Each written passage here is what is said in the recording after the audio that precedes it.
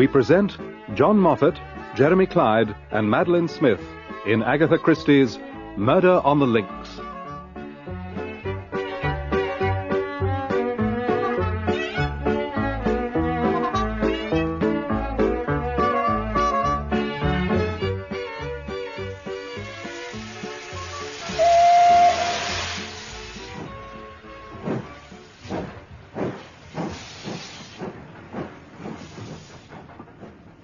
And damnation. Oh, I say. Oh, dear, did I shock you? Oh, no, not in the least. I'm so sorry about my language. Most unladylike and all that. But I've lost my sister. Really? That's most unfortunate. He disapproves. He disapproves of my unladylike language, of me, of my sister, which is most unfair because you haven't even seen her. Well, now, look here. Say no more. Nobody loves me. I am crushed. I knew you couldn't be such a mutt as you looked. Oh. Not that I'm against a little dignified disapproval, and I like a man who can still be shocked in this day and age. You see, my sister and I are in the theatre. You're an actress? Well, I wouldn't go that far. We've got a sort of song and dance act with a bit of comic patter thrown in. It's quite a good idea, and it does get them every time. Somehow they don't expect people to be able to dance and speak. She was enchanting. A curious mixture of child and woman. Though perfectly worldly wise, there was yet something oddly ingenuous in her single-minded determination. We're going to make money, I'm sure of it. If only she hadn't missed the bloody train. Oh, dear. I'd go again. It was a day in early June. I had been transacting some business in Paris and was returning by the morning train to London. So what do you do? I'm a sort of private secretary to an MP. That sounds so important. I'm distinctly impressed. Oh, there's really awfully little to do. Usually a couple of hours a day sees me through. It's pretty dull, too. I don't know what I should do if I hadn't something to fall back on. Your etchings? No. I share rooms with a very interesting man. He's Belgian. He's set up as a private detective in London, now that he's retired from the police. Sometimes he lets me help him out. I just adore crime. I go to all the mysteries at the movies, and when there's a murder on, I simply devour the papers. The miles flew by. We were so absorbed in one another that we were in Calais before we realized it. Goodbye, and I'll mind my language in future. Oh, but surely you'll let me look after you on the boat. Oh, I may not be on it. I've got to find out where that sister of mine has got to. We're going to meet again, surely. Aren't you even going to tell me your name? Cinderella. Ah, Hastings, you are the eternal romantic. You see a girl on the train, you talk to her for a couple of hours, and you do not even know her name.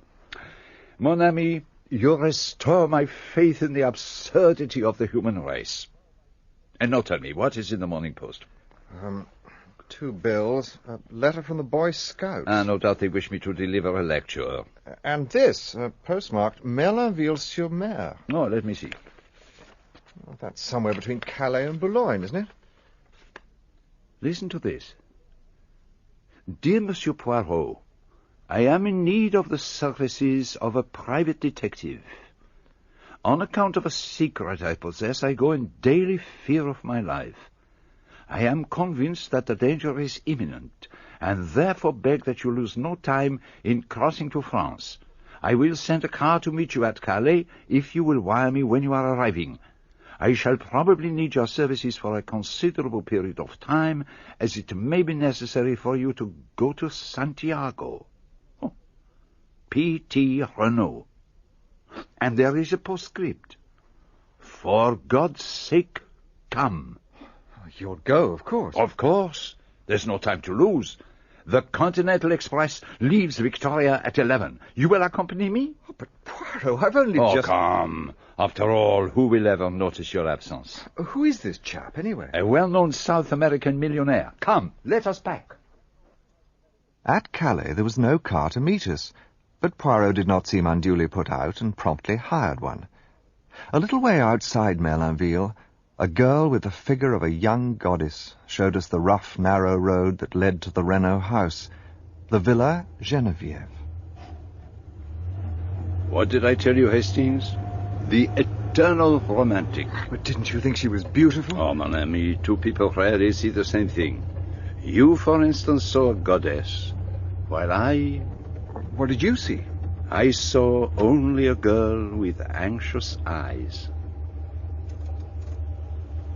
Something's wrong. There are police everywhere. What's happening? You can't go any further, monsieur. But we have to see Monsieur Renauld. This is his villa, isn't it? Yes, monsieur, it is his villa. But I'm afraid that Monsieur Renauld was found dead this morning. Do you mean he was murdered? I cannot answer any questions, monsieur. Very well. Will you have the goodness to see that this is taken to the commissary at once? What is his name? Inspector Bex. My dear Monsieur Poirot, your arrival is most opportune. You have information to give which may assist us? Possibly you know it already. Were you aware that I had been sent for by the dead man? What? It seems he knew an attempt was to be made on his life. He sent for you? Well, that upsets our theories considerably. Let me take you to the examining magistrate. He's in the salon. Most extraordinary. But what is this secret he mentions? What a pity he wasn't more explicit. We're much indebted to you, Monsieur Poirot. I hope you will do us the honour of assisting us in our investigation. I did not arrive in time to prevent my client's death, but I feel myself bound in honour to discover the assassin. I am sure that Madame Renauld will wish to retain your services, and I am sure Monsieur Giraud of the Sûreté, whom we expect at any moment, will be grateful for your assistance. Monsieur Bex, perhaps you will be so good as to give Monsieur Poirot an outline of the case. The first sign that something was wrong was early this morning, when Francoise, an old servant, found that the front door was open. She thought that her master had gone out for a stroll. A little while later, Leonie, the young maid, went to call her mistress and found her gagged and bound, and almost at the same moment news was brought that Monsieur Renaud's body had been discovered. He'd been stabbed in the back. Where was the body found? Well, that is one of the most extraordinary features of the case. The body was lying face downwards in an open grave, just a few yards outside the villa grounds. And how long had he been dead? According to Dr. Durand, he died sometime between midnight and 3 a.m. And Madame Renaud's evidence narrows the time to after 2 a.m. Death must have been instantaneous and naturally could not have been self-inflicted. What did she tell you? We've not been able to question her. She's still under sedation. What have you gathered from the other people who live in the house? Well, the chauffeur is on holiday and Monsieur Renaud's son Jacques is away. Which leaves us with the two women servants. I was about to interview them when you arrived. I hope you will do me the honour of being present at my interrogation. Francoise Arichet. You have been in service at the Villa Geneviève for a long time? I was here for 11 years with the old countess, and when the villa was sold, I agreed to stay on with it. Now, I understand that when you came down this morning, you found the front door was open. Was that right? Yes, that's right. I remember that I heard him lock up last night after she left, and... Just a moment. After who had left? The lady who came to see him. And who was she? Well, how should I know? Well, I'm sure you know very well who she was, and you're obliged to tell the police. Who was she? I never thought I'd be mixed up with the police. Very well, I'll tell you. It was Madame Daubreuil. She often comes round in the evenings. Madame Daubreuil from the Villa Marguerite? That's the place, just down the road. So you're saying that Monsieur Renauld and Madame Daubreuil were... Well, I'm not saying anything. She's not so young any longer, but I've seen the way men look at her when she goes down the street. And just lately, she's had more money to spend. Everyone's noticed. And can you tell us what time Monsieur Renauld let her out? About 25 minutes past 10. Do you know what time he went to bed? I heard him come up about 10 minutes after we did. The stairs creak so that you can hear anyone going up and down. Thank you, Francoise. That will be all. Leonie Hollande. Now, mademoiselle, I understand that it was you who admitted Madame Daubreuil last night. Not last night, monsieur. The night before. But Francoise has just told us that Madame Daubreuil was here last night. No, monsieur. A lady did come to see Monsieur Renauld last night, but it was not Madame Daubreuil. This lady was much younger. And there is one other thing. And what is that? I think she was English. At least she was speaking to Monsieur Renauld in English, and he was speaking English as well. When he opened the door to let her out, he said, "Yes, but for God's sake, go now." Thank you, mademoiselle. Is that all? For the present. But this is most interesting. Show Monsieur Poirot the letter. The letter? The letter we found in Renaud's overcoat. It was written in English and was obviously from a woman. Thank you, Monsieur Bex. Perhaps you would care to read it to us, Hastings? My dearest, why have you not written for so long? You do love me still, don't you? I can't live without you. Sometimes I fancy another woman is coming between us. If that is so, take care. I'd as soon kill you as lose you to another woman. I mean it. How can I convince you how much I love you? Your own adoring Bella. And what do you make of it, monsieur? It would seem to offer a very simple explanation for the murder. But crime passionnel does not really answer to the facts of the case. It does not account for the masked men or for Renaud's letter to you. Though there is one other thing. And what is that? The dead man's will. Take a look. Mm-hmm. Everything left unconditionally to his beloved wife Eloise. Simply drawn up, but perfectly legal. Perhaps you have not noticed... The date? Yes, I noticed it. A fortnight ago. Possibly it marks his first intimation of danger. Don't you think it's a little hard on his son? It leaves him entirely dependent on his mother, and if she were to marry again... Oh, man is a vain animal. Doubtless Monsieur Renaud was certain that his wife would never marry again. Or perhaps he thought it would be wiser to leave all the money in his wife's hands. The sons of rich men are notoriously wild. It may be as you say. And now, I am sure you would like to visit the scene of the crime. Monsieur Bex will show you where the body was found. This way, gentlemen. Just a moment, if you please. That room there, is that Monsieur Renaud's study? You would like to see it? Thank you. Monsieur Renaud was evidently a man of taste and order. Everything in its place. Except for the hearthrug. It is crooked. What have you found? A scrap of paper. In France, as in England, the domestics omit to sweep under mats. Do you see what it is? A fragment of a cheque. It appears to be made out to someone named Duveen. And if I am not mistaken, the handwriting is that of Monsieur Renaud. I really cannot imagine how I came to overlook this.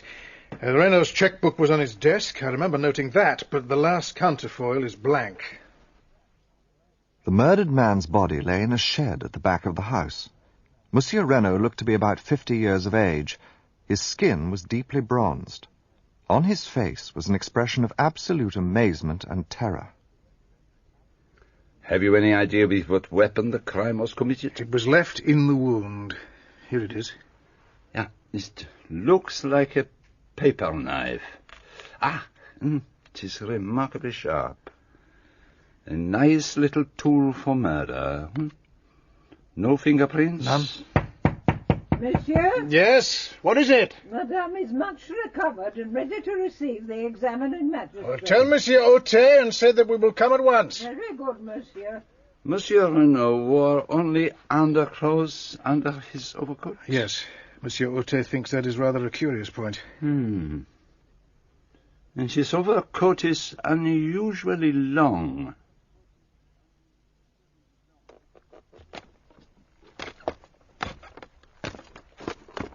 Take care. The stairs are rather worn. And noisy, too.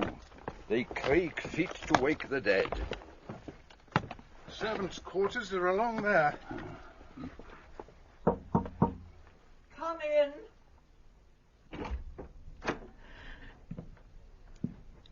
Pray be seated, gentlemen. I hope that it will not distress you too much to tell us what happened last night. Not in the least. I know that you must act swiftly if you're to catch my husband's murderers. It might tire you less if I were to ask you questions. Now, what is the first thing you remember? I felt a hand being pressed over my mouth. The light was turned on. There were 2 men in the room. Can you describe them? I could see very little of their faces. They were masked. One was very tall and had a long black beard. The other was shorter and stout, and his beard was red. He was the one who was holding me. He forced a gag into my mouth and then bound up my hands and feet. And what about your husband? They forced him into the room next door. I could hear them talking in Spanish.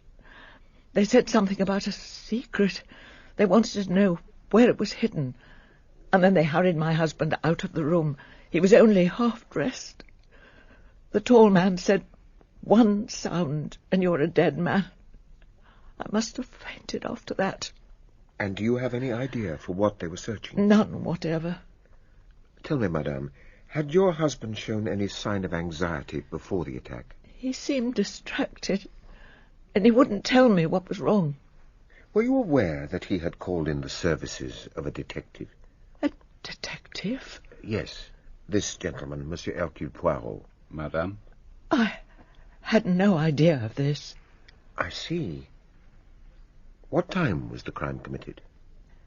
I remember hearing the clock on the mantelpiece strike 2. Ah, there's a watch on the floor. It looks as if one of the men trod on it. It's mine. It must have fallen off the dressing table. But it says 7 o'clock. Let me see.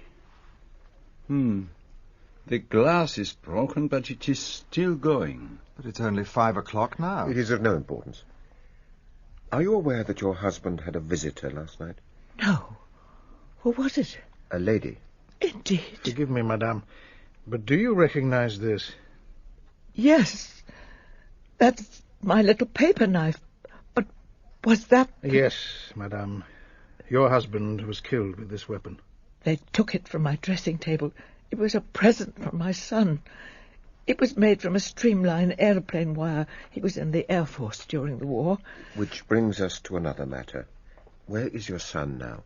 He's on his way to Buenos Aires. My husband telegraphed him last night to tell him to go there straight away. And do you know why? I have no idea. He was going overland from there to Santiago. Santiago? Everything seems to bring us back to Santiago. Pardon, madame, but may I examine your wrists? If you wish, monsieur. They must cause you great pain. There was a look of disappointment in his eyes. The magistrate led Madame Renaud down the stairs and out to the shed to identify the body. Are you ready, madame? Yes, monsieur. Oh, my God. Paul, my beloved. Oh, madame. Hastings, I am an imbecile. If ever there was love and grief in a woman's voice, I heard it then. I must start again.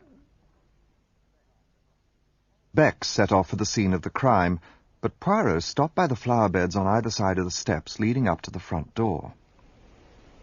The murderer could easily have climbed up to the bedroom by that tree on the left. But they could not have done so without leaving footsteps in the flower bed. You are right. And there is not the least sign. But in the other flower bed, there are plenty of footprints. I think you'll find they are those of the gardener. So you think they are of no importance? Not the least. Bex led us along a path bordered by a shrubbery on either side. Suddenly we emerged onto a wide stretch of open downs with a distant view of the sea. It was a golf course. The links will not be open until next month. It was the men who were working on them who discovered the body this morning. In that pit over there. But there's someone there now. My men have had strict orders to allow no one to interfere. I am not exactly no one, Monsieur Bex, and I have every right. My dear Monsieur Giraud. Gentlemen, this is Monsieur Giraud of the Sûreté. The famous detective from Paris was already familiar to me by name. There was a distinct arrogance in his manner which showed he was fully alive to his own importance. Poirot, I know you by name. You cut quite a figure in the old days, didn't you? Crimes do not change much over the years. The police should have been prevented from trampling all over the place. But the vital evidence is still there. The external signs, that is what you seek? Of course. You see that spade? It was used to dig the grave. And those gloves at your feet? Renault's spade and Renault's gloves. The man was stabbed with his own dagger. His own gloves held his own spade with which his grave was dug. And this piece of lead piping, did this belong to the murdered man? It may have been lying around for weeks. Anyway, it doesn't interest me. It interests me. But no matter. Monsieur Bex, what is the meaning of this white line that extends all the way around the grave? Is it the work of your men? No, Monsieur Poirot. It is part of the work on the golf course. It is the outline of a bunker. But what a curious place to bury a body. Huh? When the men began to dig up the ground, all would be discovered. Exactly. Which proves that the murderers were strangers to the place. Unless, of course, they wanted the body to be discovered. Which is clearly absurd, is it not? I must admit I was beginning to worry that Poirot was losing his grip. He continued to mutter on to himself about the lead piping and the broken wristwatch. He proved that the footprints in the flower bed were made by the gardener's boots, and he did not seem in the least impressed by Monsieur Hautet's discovery that Madame Daubreuil had paid 200,000 francs into her bank account in the last 6 weeks. It is getting late, but I think we should pay her a visit. It is possible that he may have told her the secret he did not confide to his wife. We walked through the cool of the evening to the Villa Marguerite. She's lived here for many years. Very quiet, very unobtrusive. And then I realized that the villa was the home of the beautiful girl with the figure of a goddess. Monsieur, what do you want? She was more beautiful than I had remembered, but deathly white and very ill at ease. She led us through to her mother's room. But what possible help can I be to you? We have reason to believe, madame, that you were an intimate friend of Monsieur Renauld. What are you saying? That you frequently visited his villa in the evening, is that so? I deny your right to ask me such a question. Madame, we are investigating a murder. I had nothing to do with the murder. We do not say that for a moment. But you knew the dead man well. Did he ever talk about any danger that threatened him? Never. Nor of any enemies he may have made in South America. He said nothing. I really cannot see why you should come to me. Cannot his wife tell you what you want to know? Sometimes, madame, a man tells his mistress what he does not always tell his wife. Have the goodness to leave my house, monsieur. We left the Villa Marguerite like a shamefaced pack of schoolboys. Hautet and Bex went back to the scene of the crime. Poirot and I set off towards the Hôtel des Bains in Merlinville, where we had booked rooms. The French police system is marvelous. The information they possess about everyone's life. Monsieur! Monsieur. I beg your pardon. I should not do this, I know. You must not tell my mother. Of course not, mademoiselle. Is it true that you are the detective Monsieur Renauld called in before he died? Yes, it is quite true. But how did you learn it? Francoise told our maid. Well, mademoiselle, what is it you want to know? Is anyone suspected of the crime? Why do you want to know? Monsieur Renauld was always very kind to me. It is natural that I should be interested. I see. Well, mademoiselle, suspicion at present is hovering around 2 persons. 2? Their names are unknown, but they are presumed to be Chileans from Santiago. And now you see what comes of being young and beautiful. I have betrayed professional secrets for you. Come, Hastings, we must be getting back to our hotel. Goodbye, mademoiselle. Goodbye, monsieur, and thank you. Nowhere to hang my clothes, no one to polish my shoes. You are not listening to me, Hastings. What was that? I have seen that look on your face before. Do not set your heart on Mademoiselle Daubreuil. She is not for you. She has the face of an angel. Some of the greatest criminals I have known had the faces of angels. A malformation of the little grey cells may coincide quite easily with the face of a Madonna. You can't suspect that poor innocent girl. If only I could remember where I had seen that face. Mademoiselle Marthe? No, her mother's. It was a long time ago when I was still with the police in Belgium. I have never actually seen her before, but I have seen her picture, and I rather fancy... I may be mistaken, but I fancy it was a murder case. We were up at the villa early next morning. Poirot started to draw out the young maid, Leonie, on the subject of a quarrel she had overheard between Monsieur Renauld and his son. I was dusting the salon and I saw him pass, and his face was white with 2 burning spots of red. I had a mind to take another look at the scene of the crime. I fought my way through the shrubbery and found myself on the links, some 100 yards away from where the murder had been committed.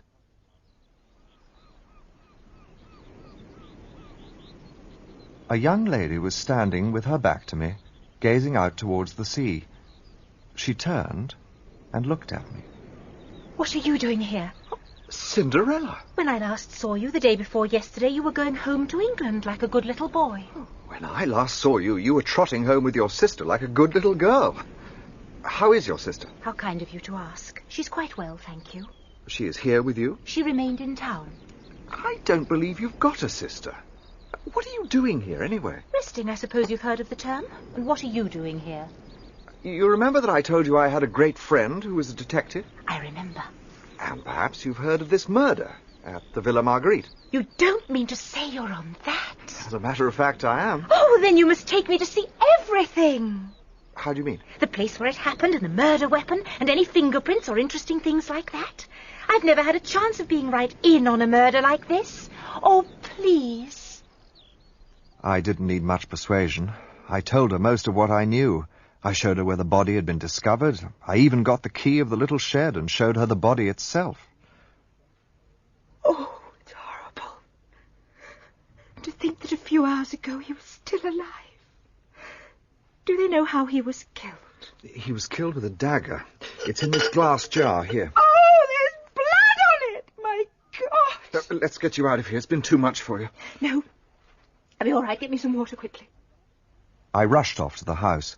Fortunately, none of the servants was about, and I was able to secure a glass of water unobserved and add a few drops of brandy from my pocket flask.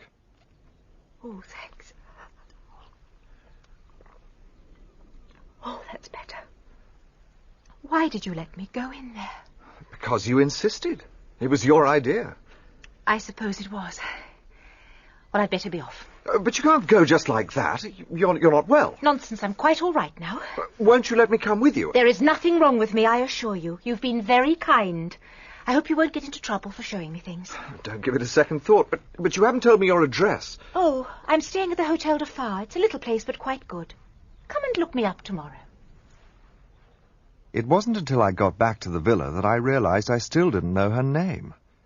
I found Poirot in the drawing room, doing his best to preserve his patience with the appalling Giraud. Monsieur Hautet preserved an aloof silence. What do you see there? A cigarette end and a match. And what does that tell you? It tells me nothing. Obviously, you haven't made a study of these things. Oh. It is no ordinary match. It comes from South America. Luckily, it was unlit. Otherwise, I might not have recognized it. Evidently, one of the assassins threw away his cigarette and lit another, spilling one match out of the box as he did so. And the other match? Which match? The one he did light his cigarette with? You have found that also? It is of no importance. The cigarette end is enough. It is a South American cigarette with licorice pectoral paper. But it is only 4 years since Monsieur Renauld returned from South America. Might not the cigarette and match belong to him? No. I have already searched among the effects of Monsieur Renauld. His cigarettes were quite different. Tell me, Monsieur Giraud, does nothing strike you as familiar about this case? Is there nothing it reminds you of? I can't say offhand. I don't think so. Nevertheless, a crime almost precisely similar has been committed before. When and where? That unfortunately I can't for the moment remember, but I shall do so. I hoped you might be able to assist me. There have been many affairs of masked men. Man is an unoriginal animal. If he commits a crime, any other crime he commits will resemble it closely. The English murderer who disposed of his wives by drowning them in their baths is a case in point. Where is all this getting us? When you have two crimes, precisely similar in design and execution, you find the same brain behind them both. I am looking for that brain, Monsieur Giraud, and I shall find it. I'm sorry, monsieur, but he insisted... Forgive me for disturbing you. Who the devil are you? What do you mean by bursting into the room? I suspect he has every right to do so. You are Jacques Renaud, isn't that so? That is correct. So you did not sail on the Anzora? The ship was delayed for 24 hours by engine trouble. I happened to buy an evening paper and saw the report of my father's death. Sit down, Monsieur Renaud. It must have been a terrible shock for you to learn the news as you did. I hope you will not feel that we are too insensitive. I'm at your disposal. Ask me any questions you please. I understand that the journey was undertaken at your father's request. That is so. Here's the telegram he sent. Proceed immediately Cherbourg, Anzora, sailing tonight Buenos Aires. Ultimate destination Santiago. Further instructions await you at Buenos Aires. You have been a good deal in South America, I think. I was there as a child, but I was educated in England, and when the war came, I served in the Royal Flying Corps. If you will permit, I would like to put a question to Monsieur Renaud. By all means, if you wish. Were you on good terms with your father? Certainly I was. So there is no truth in the assertion that you had a violent quarrel with him on the eve of your departure for Paris? We did have an argument. And did you say something like, "When you are dead, I can do as I please"? I must request an answer. I dare say I said that. I was very angry. And what was the subject of your quarrel? I decline to answer that. Monsieur Renaud, it is not permitted to trifle with the law. I will inform you if you like, monsieur. You know Poirot? Certainly I do. The subject of the quarrel was Mademoiselle Marthe Daubreuil. How the devil do you know that? Is that so, monsieur? Yes, it is. I love Mademoiselle Daubreuil, and I wish to marry her. When I informed my father of the fact, he flew at once into a violent rage. Well, naturally, I couldn't stand having the girl I love insulted, and I, too, lost my temper and said what I said. You were aware, then, of the terms of your father's will? I knew he'd left half his fortune to me, and the other half to my mother, to come to me after her death. Do you recall an unusual present you gave to your mother, a paper knife? The one I made from aeroplane wire. It was the weapon which killed your father. May I see it? Your mother has already identified it, but of course you shall see it. If I might trouble you, Monsieur Beck. Certainly. I will fetch it immediately. In the meantime, let me put another question to you. Are you acquainted with the name of Duveen? Duveen? Bella Duveen. It means nothing to me. Perhaps you would care to read this letter. We found it in your father's overcoat. Can you give us any clue as to the identity of the writer? I've no idea whatsoever. Does my mother? As yet, no. Monsieur le Juge. Yes, what is it? The dagger has gone. What do you mean? But I saw it this morning. You saw it, Captain Hastings? There was nothing for it but to make a clean breast of it. Under the circumstances, they were quite remarkably forbearing. Giraud even congratulated me on providing him with a vital clue. But it was Poirot's opinion that I dreaded. He seemed remarkably unconcerned and was more interested in measuring the length of Jacques Renaud's overcoat. Most satisfying. What were you hoping to learn by measuring it? To see how long it was. Oh. Now, tell me, my friend, what are your thoughts about the case? To tell you the truth, I'm very worried about Madame Renaud. There's something about her that doesn't quite ring true. You are right. From the beginning, I have been sure that she was keeping something back. At first, I suspected her, if not of inspiring, at least of conniving at the crime. Why? By the new will, she is the only person to benefit from her husband's death. You may have noticed that I took an early opportunity of examining her wrists. I wished to see whether there was any possibility she had bound herself. And had she? The cords had been drawn so tight as to cut into the flesh. There was no possibility she could have done it. But still there was something familiar about the story of the masked men and the secret. And there was the little matter of the wristwatch. What about it? Now, it is time to employ the little grey cells, my friend. When did the crime take place? Madame Renaud said she heard the clock strike 2 while the men were in the room. And she was lying. The crime took place at least 2 hours earlier. For some reason, it was imperative that it should appear to have taken place later than it actually did. You have heard of a smashed watch recording the exact hour of the crime? Yes, but the watch... The glass was broken, but the mechanism of the watch kept going, which drew my attention to two important points. First, that Madame Renauld was lying. Second, that there must be some vital reason for the postponement of the crime. And that reason may have been that the last train left Merlinville at 17 minutes past 12. So that if the crime appeared to have taken place 2 hours later, anyone leaving by that train would have an unimpeachable alibi. Exactly. Well, so we must inquire at the station. They can't have failed to notice two foreigners who left by that train. Oh, my friend. Surely you do not believe all that rigmarole about the masked men? But Renaud's letter, the secret, and Santiago... I'll take my word for it, Santiago is a red herring. The danger that threatened him was near at hand, in France. Well, then, what really happened? Only one person could tell us that. Madame Renauld. As I said, I suspected her at first, but... What made you change your mind? Her spontaneous grief at the sight of her husband's body. I could swear that was genuine. And she actually fainted. Oh, it was no fake. Tell me, Hastings, what is the explanation of the open door? I suppose it was simply an oversight.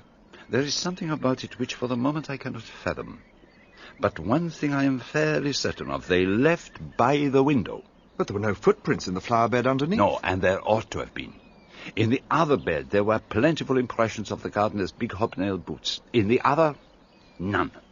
Someone had smoothed over the surface with a rake. But I must be going. The train to Paris leaves at 2:25. Why are you going to Paris? To look for the murderer of Monsieur Renauld. I shan't be away long. Stay here and cultivate the society of Jacques Renauld. Which reminds me, how did you know about him and Marthe Daubreuil? Oh, my friend, I know human nature.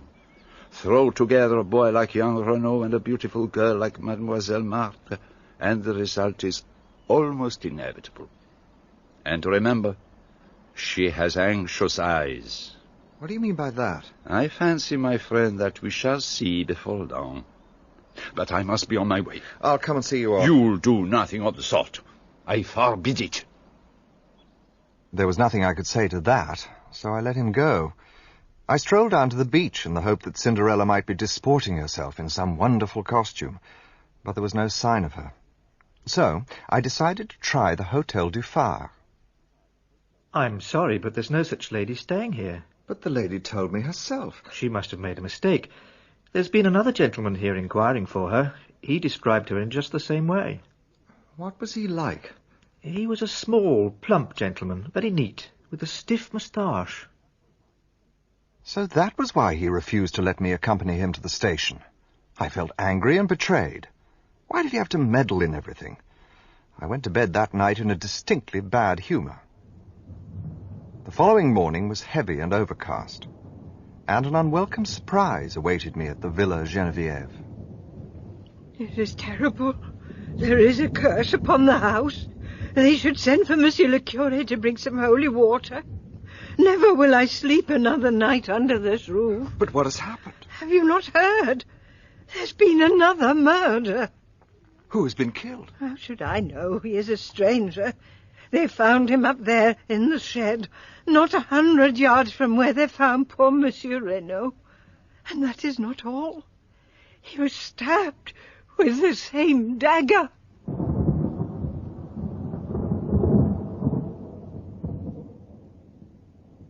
I am expecting the doctor at any moment, although we hardly need him. When was it done? Last night?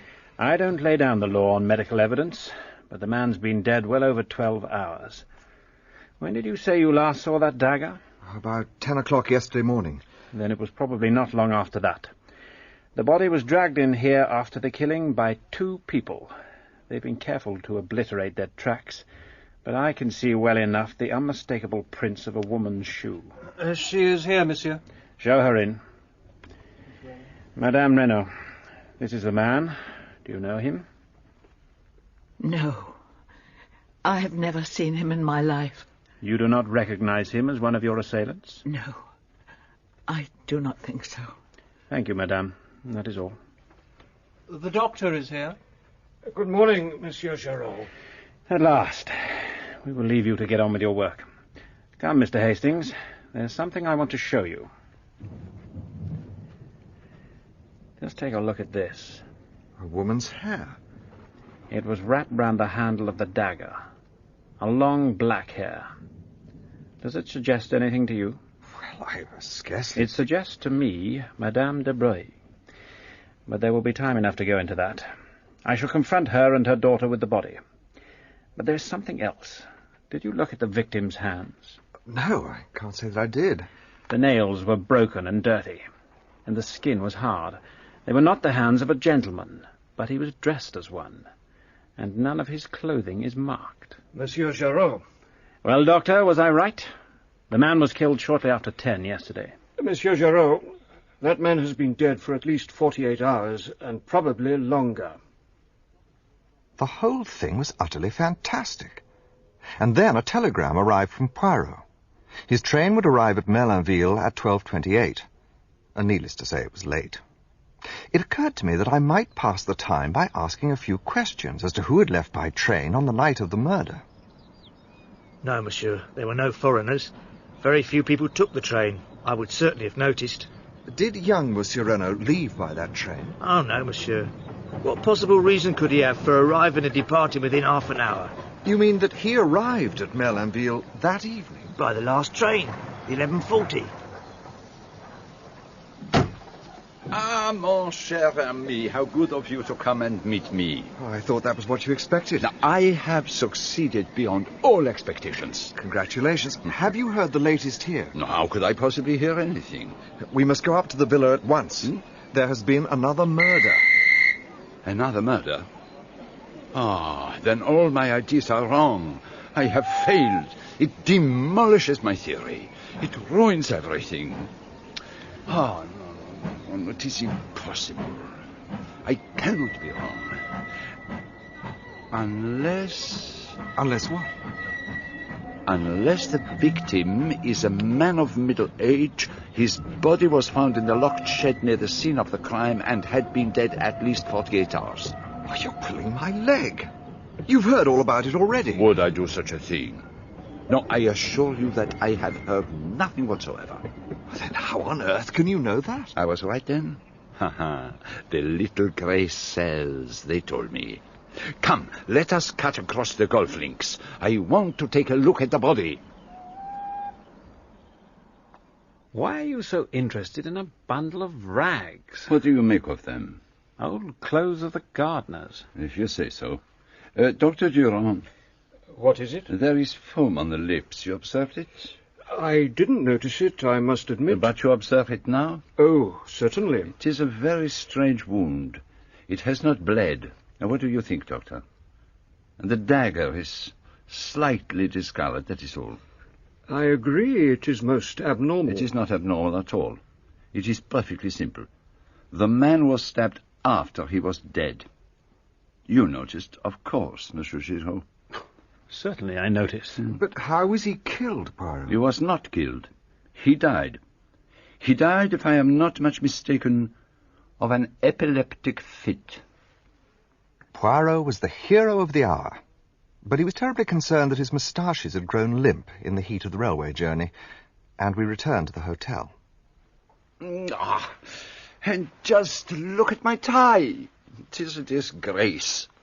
Could you pass me the pomade? Here you are. Why did you go to Paris? To find this newspaper cutting.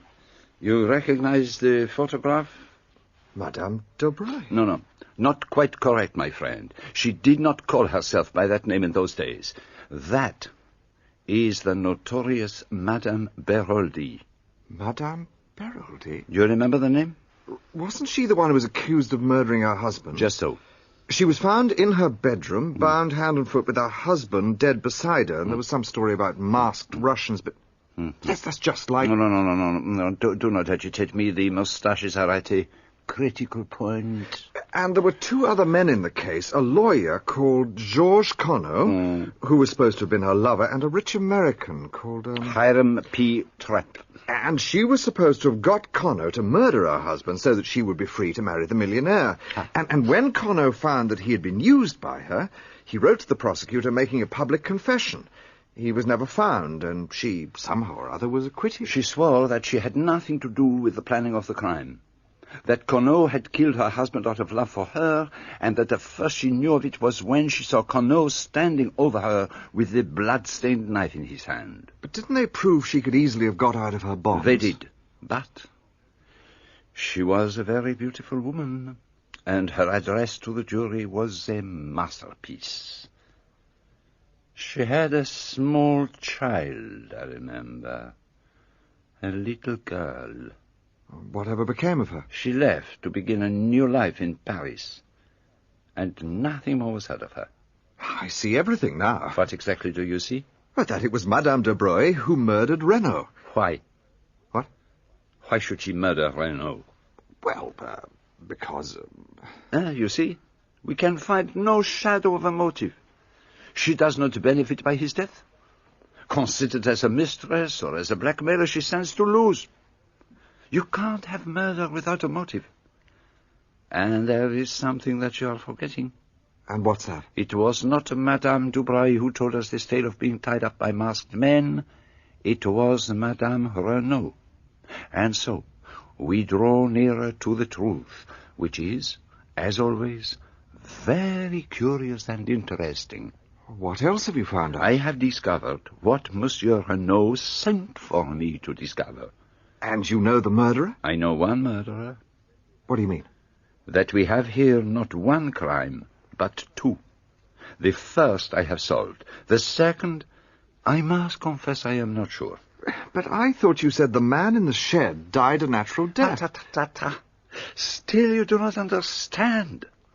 One may have a crime without a murderer, but for two crimes, it is essential to have two bodies. Enter. Monsieur Jacques, please come in. You got my little note? Yes, I did. I'm sorry to oblige you to come out here, but you will perhaps understand the atmosphere of the villa is not very congenial to me. Monsieur Giraud and I do not see eye to eye. I can't bear the sight of him. He's an arrogant idiot. Then may I ask a little favor of you? Well, certainly. Would you be so kind as to go to the railway station and take a train to the next station along the line, Abalac? Ask at the cloakroom where the two foreigners left a case there on the night of the murder. Will you do that? Certainly I will. There is a train in a quarter of an hour, and I must ask you not to return to the villa, as I have no wish for Giraud to get an inkling of your errand. I'll go straight to the station. Yeah, just a moment. There is one other thing. Why did you not tell Monsieur Hautet that you were in Merlinby on the night of the murder? Because I was not in Merlinby. I was in Cherbourg. But the staff at the railway station say you arrived by the 11:40 train. Did they? Are you accusing me of murdering my father? I should like an explanation. I came to see my fiancée, Mademoiselle Daubreuil. I was about to go away for a long time. I did not want the whole world to know about us. And did you see her? Yes. And afterwards? I found I'd missed the last train.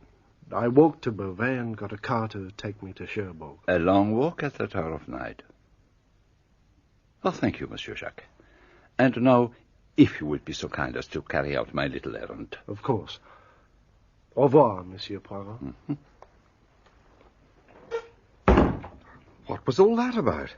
Why are you sending him off to Abalac? Oh, come, Hastings. Surely it is obvious. Oh, you want to get him out of the way? Ah, your penetration is amazing. Now, let us go up to the Villa Geneviève. But we did not go straight there. Instead, Poirot decided that we should hang about outside the Villa Marguerite, hoping that Mademoiselle Marthe might come into the garden. And, eventually, she appeared. Psst. Mademoiselle, a little word with you. What is it, Monsieur Poirot? You remember asking me if anyone were suspected of the crime? Yes, monsieur. You said they were looking for 2 Chileans. If you were to ask me that question again now, I should give you a different answer. Who then? Jacques Renaud. But that's impossible. You know, of course, that he was here on the night of the murder. Yes, he told me. It was unwise of him to have tried to conceal the fact. Yes, but we cannot waste our time on regrets. He is innocent, and we must save him. Mademoiselle, is there something that you are keeping back that you could tell us? Yes, there is something, but I hardly know whether you will believe it. At any rate, tell us. On the morning of the day Monsieur Renaud was killed, I was walking here in the garden when I heard a sound of men's voices quarrelling in the garden of the Villa Geneviève. I pushed aside the bushes and looked through. One of the men was Monsieur Renaud, and the other man was a tramp, a dreadful creature in filthy rags. He was asking for money. At that moment, Maman called from the house, and I had to go. When the second corpse was found, Monsieur Giraud insisted I looked at it. I am almost sure that the tramp and that dead man are the same. But why did you not say so at the time? The body was dressed in gentleman's clothes. It was only afterwards that I... Where are you? Forgive me, I must go. Well, let us go back to the Villa Hastings. Is she just trying to divert suspicion from her lover? It is a curious tale, but I believe it to be the truth. And she inadvertently gave us the truth on another point. She did not say that Jacques Renaud had been with her on the night of the crime. She simply said, "He told me." If he did not see her, then who did he see? The Villa Geneviève seemed deserted. Poirot led me swiftly to Jacques Renaud's room and very methodically started to search through the cupboards and the desk.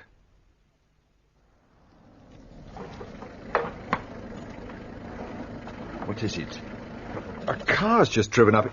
It's Giraud with Jacques Renaud and 2 gendarmes. Oh, that stupid animal could not wait. I shall not be able to replace the things in this drawer with the proper method. But I have found what I wanted. Come. What is happening? Where are you taking my son? He is under arrest for the murder of his father. What? It's not true. It can't be true. Before anyone could get to her, she fell heavily down the stairs. Poirot was instantly at her side. She has cut her head badly, and I fancy there is slight concussion here. But she must make a statement. Then you will have to wait. She will probably be unconscious for at least a week. A doctor was sent for, and we left Madame Renaud in the capable hands of Francoise. Giraud went off with his captive. Poirot decided he wanted sea air. We will sit on this little mound and review the case. Do you believe Jack is guilty? There is just a chance of it. But Giraud, of course, has got it wrong.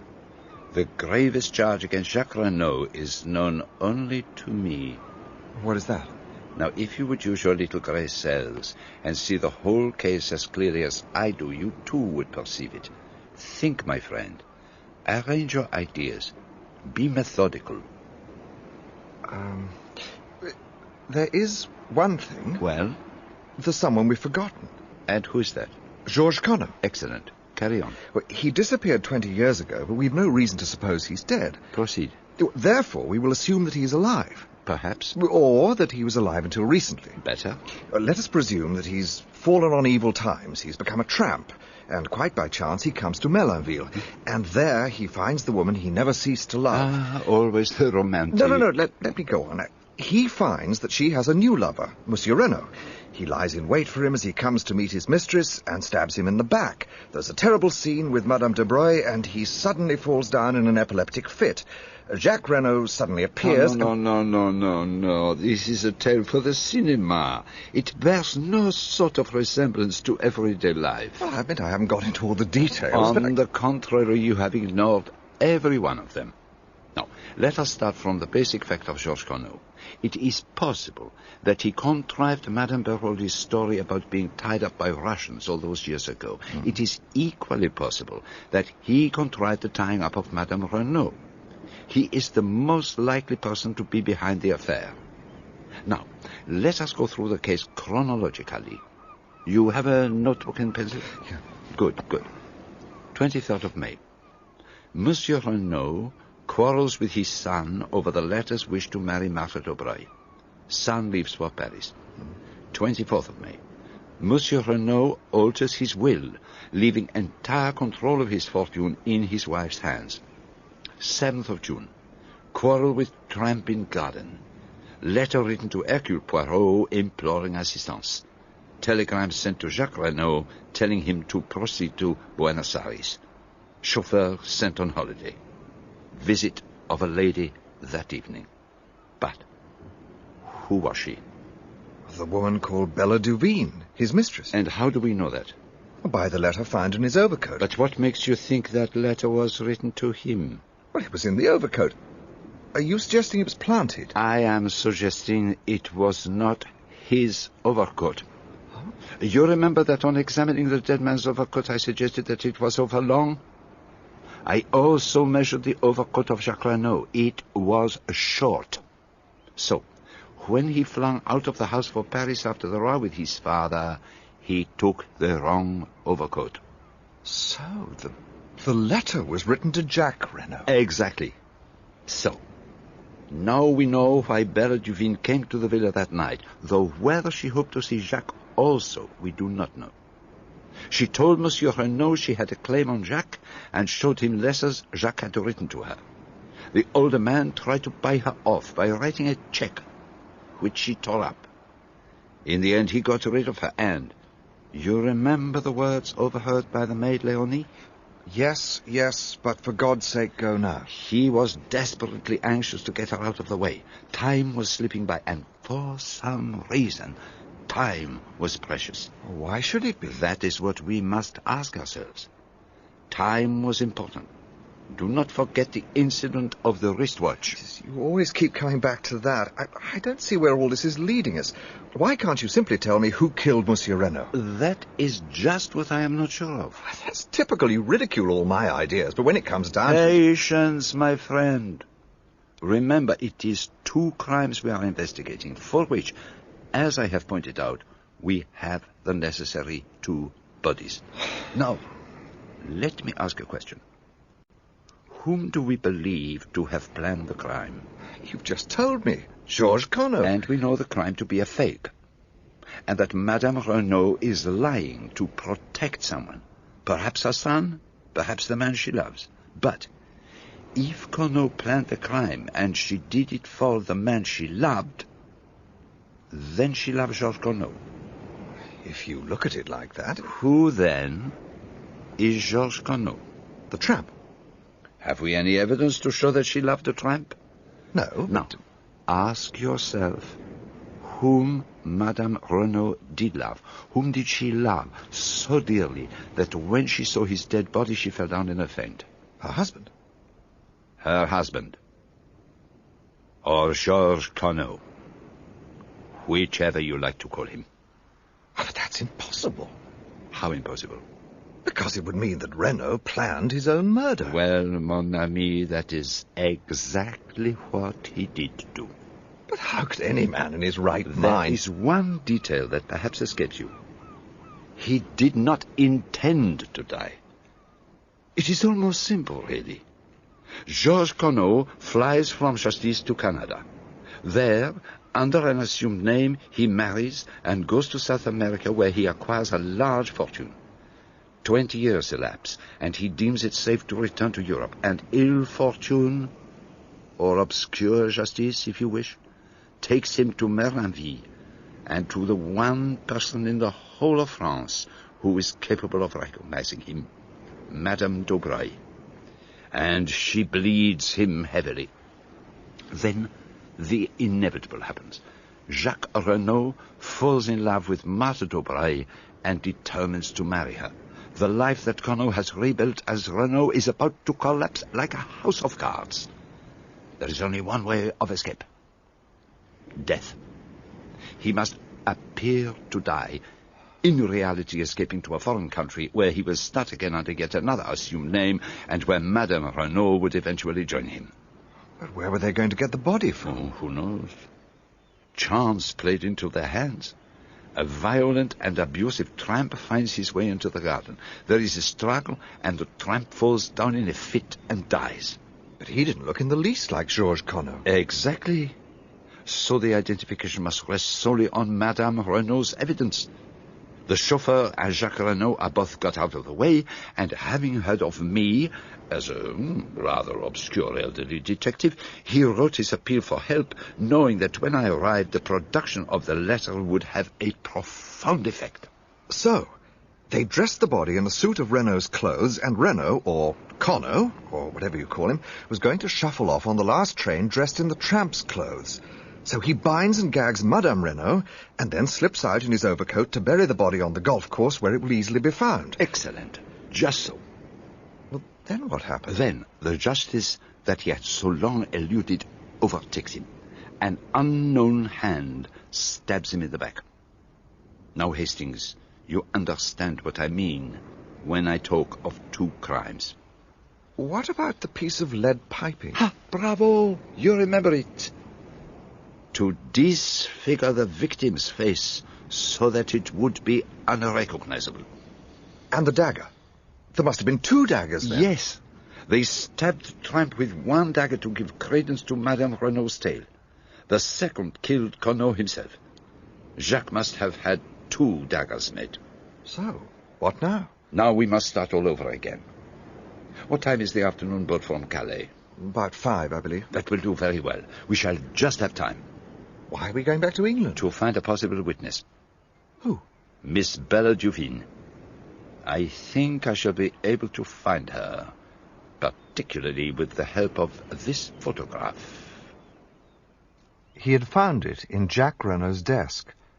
"With love from Bella" was scrawled across the corner, but it wasn't that made my blood run cold. The likeness was not first-rate, but for all that, it was unmistakable to me. It was the face of Cinderella.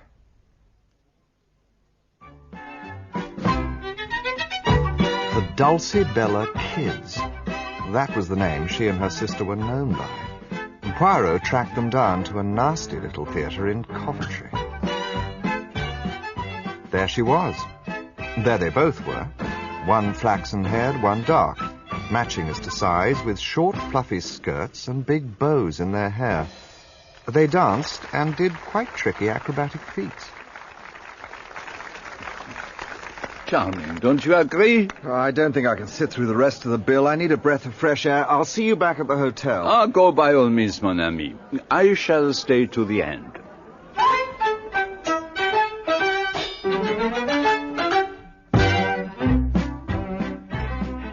It was only a few steps from the theatre to our hotel. I took a large whisky and soda up to the sitting room and sat staring into the dwindling fire.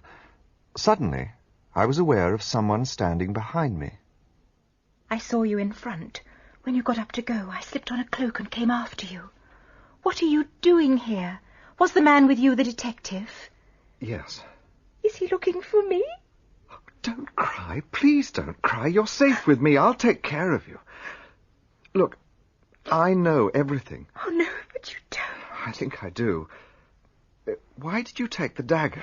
I was afraid there might be fingerprints on it. Are you going to give me up to the police? Of course I'm not. Why not? Because I love you. You can't. Not if you know. What do you know, then? I know that you came to see Renaud that night. He offered you a cheque and you tore it up. And then you left the house. Go on. What then? I don't know whether you knew Jacques Renaud would be coming that night, but you waited. Just before 12, you saw a figure on the golf links, and you recognized the overcoat as Jack's. Go on. You had threatened to kill him in your letter, and now you knew about Marthe. You plunged the dagger into him. I don't believe for a moment that you meant to kill him. You're right. I can see it all as you tell it. And you say you love me, knowing what you do. How can you love me? I don't know. I think love is like that, a thing one cannot help. I don't ask for anything in return. Love him still if you want to, but let me help you. That's all I ask. You think that I love Jack? Not as I love you. Never as I love you. Oh, Cinderella. What a pretty picture. Poirot. Help me! Quick, I'll hold him. Up, Hastings. Is this not a little high-handed? Get out of here, Cinderella, as fast as you can. Oh, mon ami, you do this sort of thing very well. The strong man holds me in his iron grasp, and I am helpless as a child. But all this is uncomfortable and slightly ridiculous. Let us sit down and be calm. You won't go after her. Am I, Giraud? Let me go.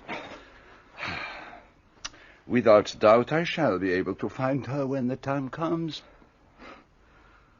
I suppose I haven't got the right anymore to ask what happens next. On the contrary. We are going back to France without delay. We? Of course. You know very well you can't afford to let Papa Poirot out of your sight. We crossed the channel by the morning boat and went straight back to the Hôtel des Bains. A letter had been left for Poirot at the reception desk. Dear Monsieur Poirot, if you get this, I beg of you to come to my aid. I have no one to turn to, and at all costs, Jack must be saved. I implore you on my knees to help us. Marthe Daubreuil. You'll go? At once. I was in despair. I had no idea what to do. They won't even let me visit Jacques in prison. I'm going mad. Is it true what they say, that he doesn't deny the crime? I fear so, mademoiselle. But it's impossible. He couldn't have done it. I don't believe it. Neither do I believe it, mademoiselle. But then why doesn't he speak? I don't understand. Perhaps because he is screening someone. Screening someone? Do you mean his mother? I suspected her from the very beginning. Who inherits all that vast fortune? She does. It is easy to wear widow's weeds and play the hypocrite. Mademoiselle, if we are to work together, we must have things clear. First, I will ask you a question. Yes, monsieur? Are you aware of your mother's real name? There. No. Calm yourself, petite. I see that you do know. Now, a second question. Did you know who Monsieur Renauld really was? Monsieur Renauld? Ah, I see you do not know that. Then I shall explain a few of the facts to you, but I must be brief. We have to go to Saint-Omer to be present when Jacques is brought before the court. Please save him, monsieur. I love him so. Save him. Save him. Renauld, do you deny that you were in Merlinville on the night of the crime? I have told you that I was in Cherbourg. He was a changed man. His cheeks had fallen in, and there were deep black circles round his eyes. He made no attempt to defend himself. It was obvious to me that his only concern was to conceal anything that might incriminate Bella. I have no alternative but to commit you for trial. Monsieur Hautet, I swear that I did not kill my father. Monsieur le juge! Monsieur le juge! How dare you disturb the sitting of the court? There is a lady here who says... Who says what? This is highly irregular. Get out! But a slender figure, dressed all in black, her face hidden by a long veil, had made her way into the courtroom. You are the juge d'instruction, Monsieur Hautet. She raised her veil, and I was seized with fear. But though as like her as two peas, this was not Cinderella. It was the face I had seen in the photograph Poirot had found in Jack Renaud's room. My name is Bella Duveen. I wish to give myself up for the murder of Monsieur Renauld.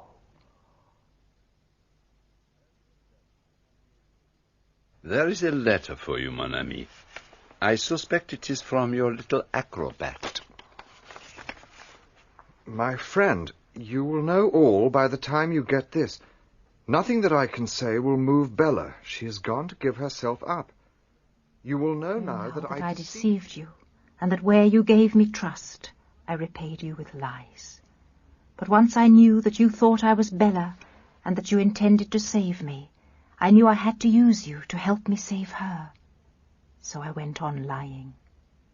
But as soon as Bella read in the paper that Jack had been arrested, it was all up. I'm very tired. I can't write any more. Dulcie Duveen. And you mean to say you knew all along? Yes, my friend. Why didn't you tell me? To begin with, I could hardly believe it conceivable that you could make such a mistake. The sisters are very alike, but by no means incapable of distinguishment. Why didn't you tell me that night in the hotel in Coventry? You were rather high-handed in your methods. You did not give me a chance. And I was a little hurt at your want of faith in me. But where am I to find her? There's no address on the letter. There's a French stamp, that's all. No. Do not excite yourself. Leave it to Papa Poirot. I will find her for you as soon as I have a few minutes. Ah, Monsieur Jacques. My heartiest congratulations. I had to come and see you. What's going to happen to Bella? I went through all that to protect her, and now it's all no use. If I were you, I should not distress myself unduly. The French courts are very lenient to youth and beauty and the crime passionnel. I've treated her shamefully. I should have told her the truth after I met Marthe, but I was too much of a coward. Could you tell us exactly what did happen on that terrible evening? Well, as I told you, I came from Cherbourg to see Marthe. The train was late, and I decided to take a shortcut across the links. Then I heard a strange cry. It wasn't loud, a sort of choke and gasp. I came round the corner of a bush. In the moonlight, I saw a figure lying face downwards with a dagger sticking in his back. Then I looked up and saw her. She was looking at me as though she saw a ghost. All expression seemed frozen out of her face by horror. Then she turned and ran. And afterwards? I thought I'd better get away as fast as I could. I went back to Cherbourg. Thank you. There is something you should know. Your mother has regained consciousness. I am about to go to the Villa Geneviève. Will you come with us? I will come, but I would like to ask a favour of you. Whatever you wish. How would it be if you went on first to break the news to Mother that I'm free? While you break it in person to Mademoiselle Marthe? Of course, by all means. But let us be off. When we got to the villa, Poirot insisted on going up to see Madame Renaud alone, while I paced about the salon. It was some time before he reappeared, looking unusually grave. I would hardly have credited it, but women are very unpredictable. What has happened? I fear we are in for serious trouble. Madame Renaud... Here are Jack and Marthe. We came as quickly as we could. It is better you should not go up. Your mother is very upset. But I must see her. No, Monsieur Jacques. But Jacques and I... In any case, do not take Mademoiselle with you. And if you do insist on going up... I thank you for your good offices, Monsieur Poirot. But I will make my own wishes clear. Mother. I am no mother of yours. You are no son of mine. From this day and hour, I renounce you. But Mother, what have I done? Your father's blood is on your head. You thwarted and defied him over this girl, and by your heartless treatment of another girl you brought about his death. Tomorrow I intend to take such steps as shall make it certain you shall never touch a penny of his money. Make your way in the world as best you can, with the help of a girl who is the daughter of your father's bitterest enemy. Slowly and painfully she went back up the stairs. Jack Renaud swayed and nearly fell. The events of the last few days have proved too much for him. Now, where can we take him? To the Villa Marguerite. We will look after him, Maman and I. A doctor was sent for, who prescribed perfect rest and quiet, and advised someone to sit up with Jack, but I knew that Marthe would do that anyway. Poirot and I went back to the Hotel des Bains. Has an English lady, a Miss Robinson, arrived? Yes, monsieur. She's in the little salon. Good. Come along, Hastings. But who on earth is Miss Robinson? Oh, go on, mon ami. Do you think I wish to trumpet abroad in Merrenville the name of Duveen?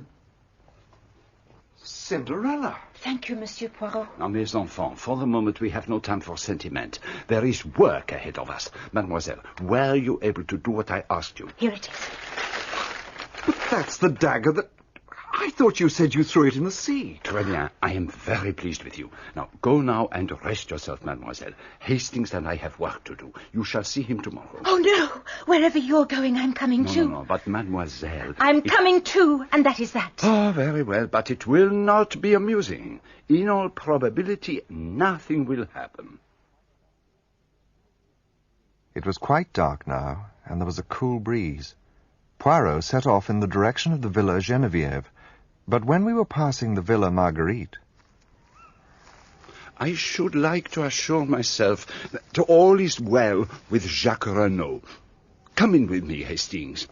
It would be best if mademoiselle perhaps remained outside. Madame Daubreuil might say something which would wound her. Do you see the shadow on the blind up there? Mm-hmm.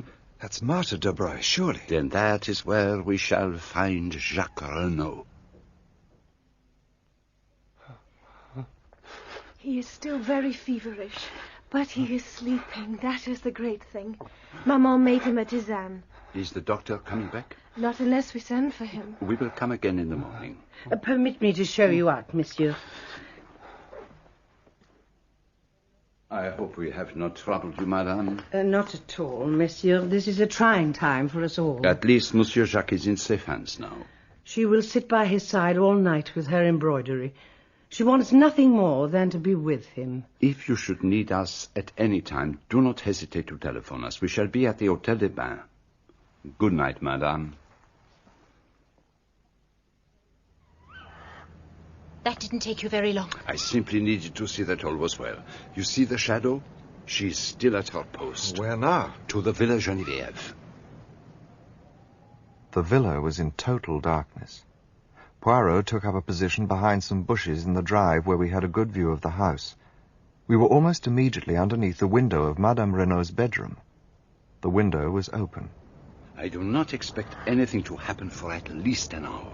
So what are we supposed to do? Watch Madame Renaud's room. It may be as long as 2 hours. Oh, my God. My God, where is she? That didn't come from her room. A light's come on the other side of the house. There are 2 people fighting. Me tonnerre. Francoise must have changed her room. Now, quickly, up this tree and through the window. But take care, Dulcie. Take care, nothing. This is child's play to me.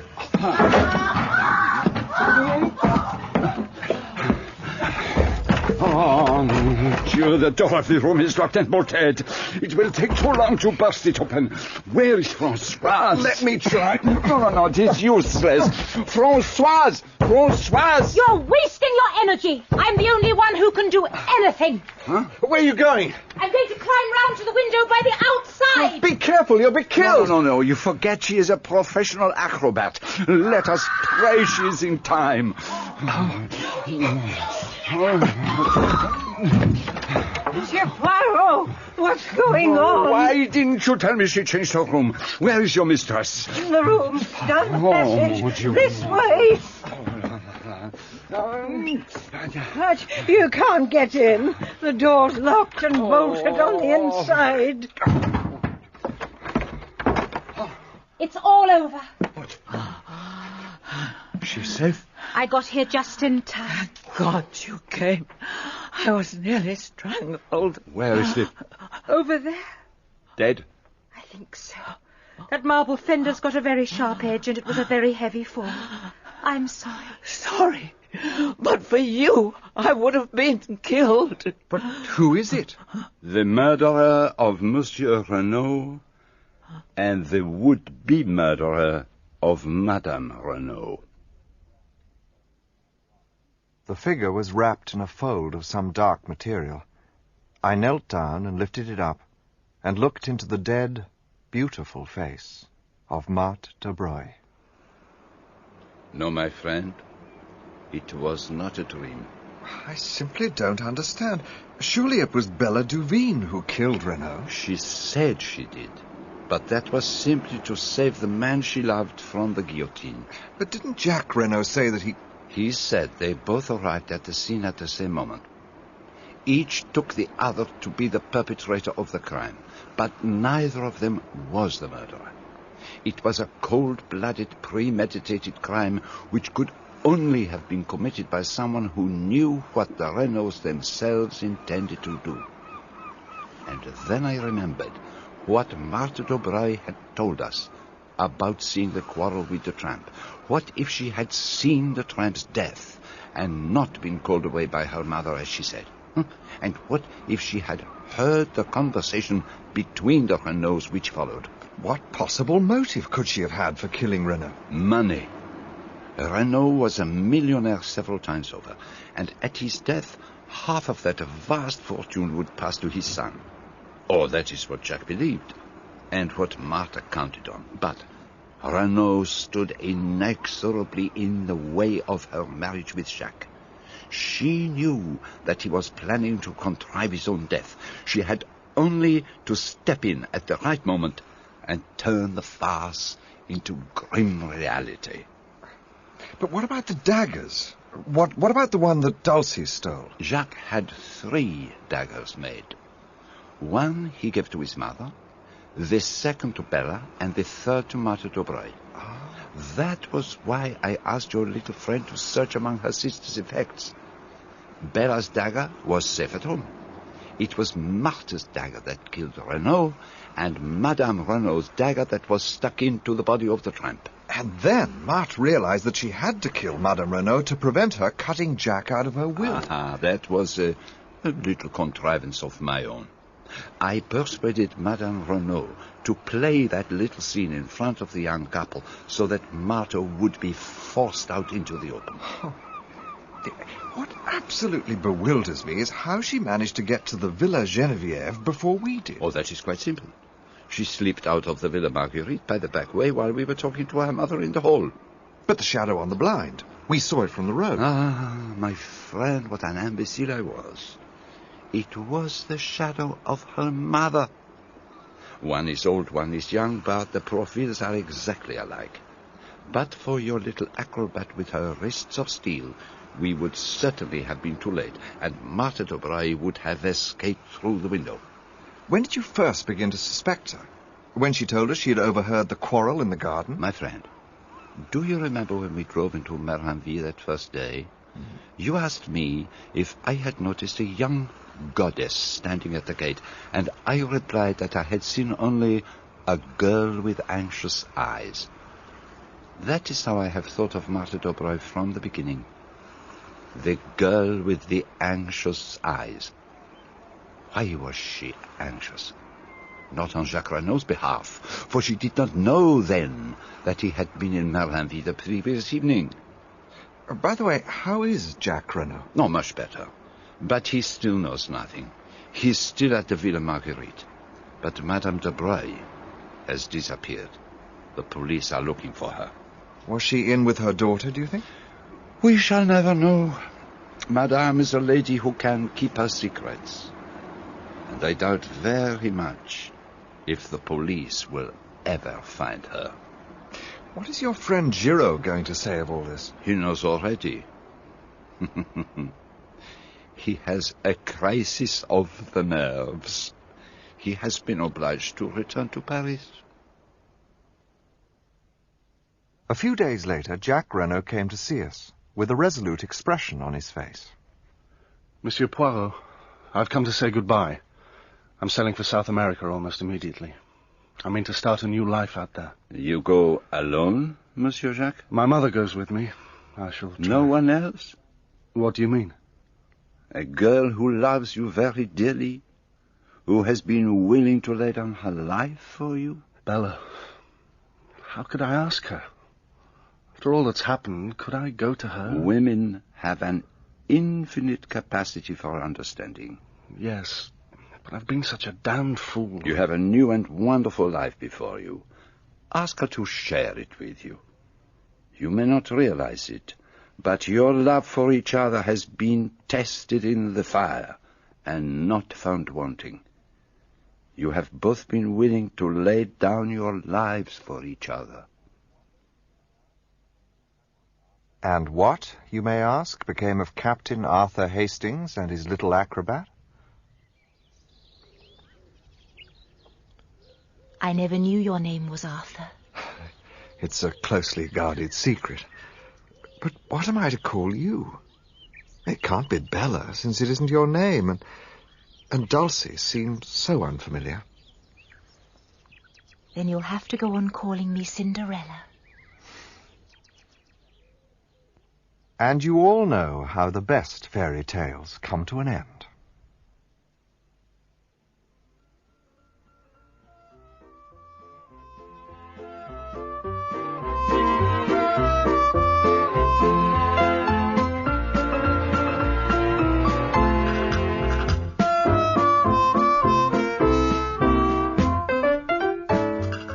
In Agatha Christie's Murder on the Links, Hercule Poirot was played by John Moffatt, Captain Arthur Hastings by Jeremy Clyde, and Dulcie Duveen by Madeline Smith.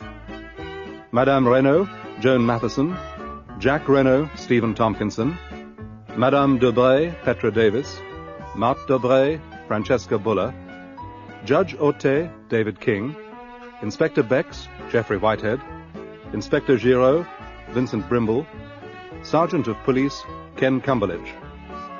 The elderly servant Francoise was Barbara Atkinson, the young servant Leonie, Joanna Mackie, the hotel receptionist Danny Schiller, the doctor Brian Miller. Other parts were played by members of the cast. Murder on the Links was dramatised for radio by Michael Bakewell and directed by Enyd Williams.